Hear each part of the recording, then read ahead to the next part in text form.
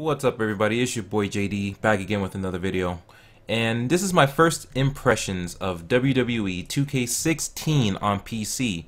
So I was pretty excited when they announced WWE 2K16. It was kind of strange because they didn't really announce WWE 2K16 for PC. It was okay. There's a PC version coming out, and it's out today. It's like, oh, well, all right. So I missed the launch day of the game, but I went and bought it for like 31 bucks, and I wanted to go ahead and play it. So I downloaded it, bought it for like 31 bucks, and so far it's not bad. There are a few things that I will address right now that kind of bothers me. And the first thing is the startup time. It's a very long startup time. So I'm going to show you that right now. I have my stopwatch on my phone right now. So I want to see how long it takes. So let's do it.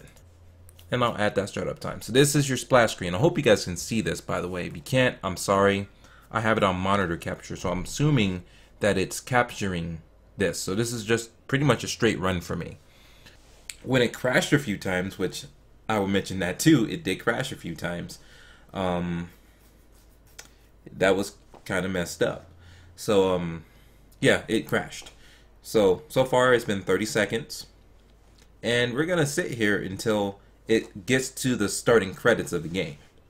It's always something. It's like the console versions had their problems at launch. It seemed to resolve themselves. I checked it out on Redbox and I turned that shit right back in probably a day or two later after that. But it was a decent experience. I kind of got frustrated because in the story mode, I was in a Royal Rumble match and I kept losing. So I got frustrated. So that was on me. But you see what I'm saying here? It's already been past a minute and we're still starting the game up. I went to the living room to get something, came back, and it was still on the splash screen. Alright, finally, we are at the starting credits. What's up, ladies and gentlemen? Welcome back. This is your boy JD. It's my second take because I realized that monitor capture does absolutely nothing after you boot the game into full screen mode. You see absolutely nothing when I'm trying to say anything and my commentary while I'm actually trying to show you guys stuff. So my apologies there. I'm just going to reenact what I was doing in the last video. So as you can see, it took a minute and 24 seconds. I have the screenshot, I'll upload it, and that's off my phone.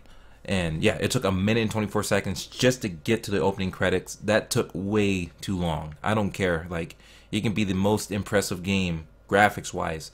This is not that demanding in terms of settings, graphics, all that stuff. Here are your graphics settings right here. This is one of the things that kind of irritated me was this. You have 1920 by 1080, and which is not the problem. The max I'm sure you can go up to 4K. You know, my monitor can only go up to 32 by 1800, even with the super virtualization mode, whatever that is, where it increases your resolution but downscales it onto a 1080p monitor. I am using an AMD R9 390, 8 gigabytes. You have all these options, right? 1080p, you have 60, you have 59, 144 hertz, 120 hertz, 100 hertz, 85 hertz. So you have all of these options. When you pick them, nothing happens. It's locked at 60 FPS during gameplay. And it's even worse, it's 30 FPS during the entrances of all your WWE superstars. So why even offer these as an option when the game's not capable of doing that? You might have to go into the settings in your Windows, INI files, whatever, if that's possible without crashing the game, which the game has crashed on me in a specific part of the game, which I'll probably make a whole nother video about that. But anyways, you have all your different options here. Window, you have your VSync, which I have off because it's not even capable of going up higher than 60 FPS, so it doesn't matter. Shadows is on. I turned off FXAA. That was turned on by default. And that's, if I'm not mistaken, that's NVIDIA's little anti-aliasing feature.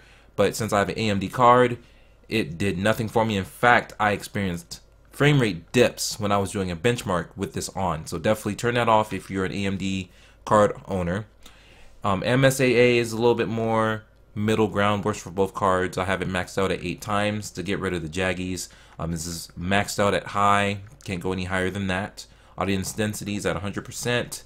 Depth of field is on, motion blur is on. I know a lot of people don't like motion blur, but it's not really in that game that much to really be an issue. So you back out. I go into play the game, and I just want to show you guys some other things that's going on here. The other issue I've noticed is this red bar on the bottom. It tends to glitch out, but I think I've noticed it's not actually a glitch issue. I think it's communicating with the server, because you'll see the WWE icon on the bottom right as it communicates to the server, and because of that, it just looks like it's twitching out when that's not the case. But that's still kind of funky and weird. I don't know why you have to do that. You see, it's doing all that, and it just doesn't look good.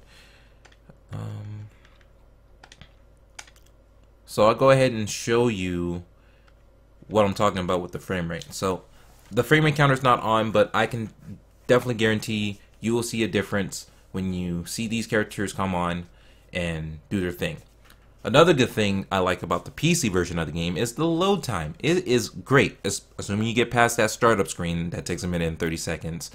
Trust me, when you're picking your characters, whether they're downloaded, they're created, they're in the game by default, the game loads it quickly. I think it's about, what, 10-12 seconds. I'm not going to time that, but that's much quicker than you're going to see it on PS4 or Xbox One. Just saying, not a knock on those consoles. Just saying it's much faster.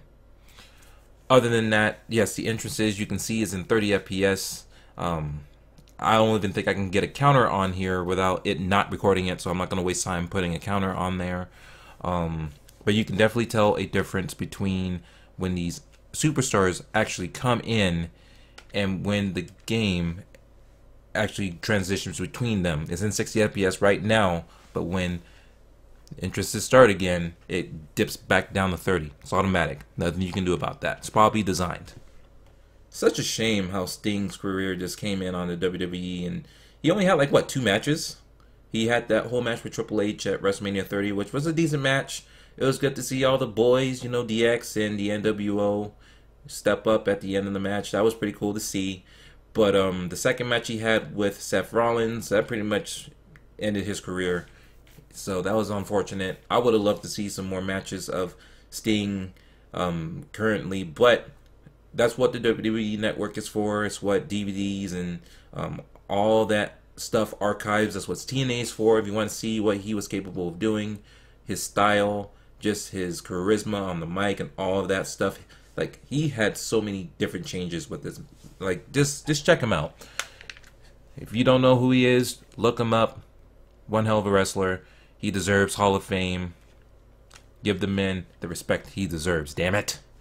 Anyways, it switches back to 60 FPS, and that's my problem, is that the game offers you 120, 144 hertz, but it doesn't actually play at those frame rates. It only plays at 60 because it's capped at 60. So why even offer it as an option? Just don't do it.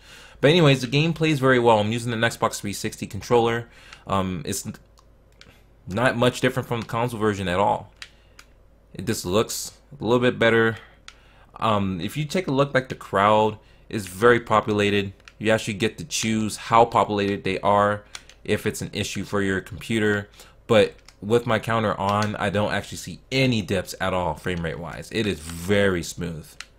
So very good job on them porting it over to PC. This has got to fix the startup issue where the splash screen takes like a minute and 30 seconds to load. That's ridiculous. Just to get into the game and play, man. I only get like 30 to 15 minutes at a time to play a game sometimes, especially with my full-time work week, whatnot. But anyways, it is what it is. Thank you guys for watching. Let me know what you think about the video. Thumbs up if you like it, thumbs down if you didn't. It helps me out a lot when you like the video. It also helps me when you dislike the video. But what I would appreciate is if you do dislike the video, tell brother why you don't like the video. Maybe I can fix it later. Or on my next video, I'll fix it. I just don't understand why people dislike the video but don't tell you why they dislike it. Maybe they don't have time to, but it is what it is. Ooh, I can see all those jaggies right there.